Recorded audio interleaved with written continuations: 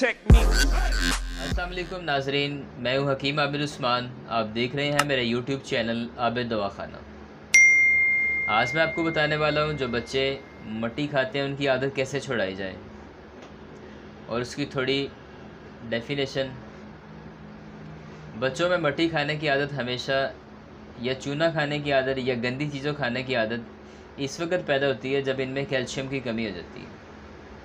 अगर बच्चों में कैल्शियम यानी विटामिन सी की कमी को पूरा ना किया जाए तो इनकी हड्डियों की ग्रोथ ठीक से नहीं हो पाती, और कैल्शियम की कमी में हड्डियाँ कमज़ोर हो जाती हैं और इसके साथ साथ हड्डियाँ भुरभुरी हो जाती हैं और हड्डियाँ ज़्यादा वज़न बर्दाश्त नहीं कर सकती, या थोड़ी चोट लगने से हड्डी टूट जाने का ख़तरा बढ़ जाता है।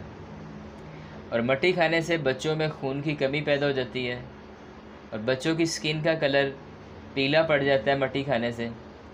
और मट्टी खाने वाले बच्चों का पेट अक्सर फूल जाया करता है और पेट में कीड़े बनने लग जाते हैं, और जो बाद में मुख्तलिफ़ बीमारियां पैदा करने का बायस बनते हैं। और इसके अलावा ये जो नुस्खा मैं आपको लिखवाने वाला हूँ, जिन बच्चों की हाइट छोटी है या जिन बच्चों की हड्डियाँ ग्रो नहीं कर रही, जिस्म ग्रो नहीं कर रहा, कद को बढ़ाने के लिए ये बहुत अच्छा है और इसका नुकसान नहीं है बॉडी में कोई भी। तो नाज़रीन, नुस्खा नोट फरमा लें।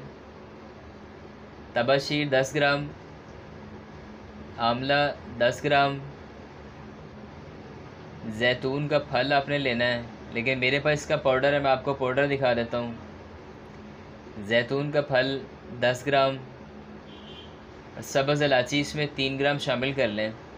तमाम अशिया को अच्छे तरीके से गुबार पाउडर कर लें, यानी पाउडर करके एक चुटकी इस पाउडर की और 2 चम्मच दूध के अंदर मिक्स करके रोज़ाना सुबह नाश्ते के बाद और शाम तकरीबन 5:30-6 बजे के करीब रोज़ाना बच्चों को खिलाएं।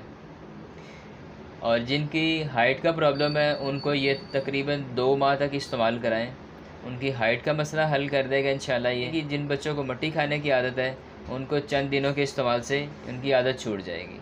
और ख़ास तौर पे नुस्खा अच्छा लगे शेयर किया कीजिए ताकि दूसरे लोग भी इससे इस्तिफ़ादा हासिल कर सकें। इसके साथ ही इजाज़त दें, फिर मुलाकात होगी नए नुस्खे नई मर्ज़ के साथ। अल्लाह हाफ़िज़।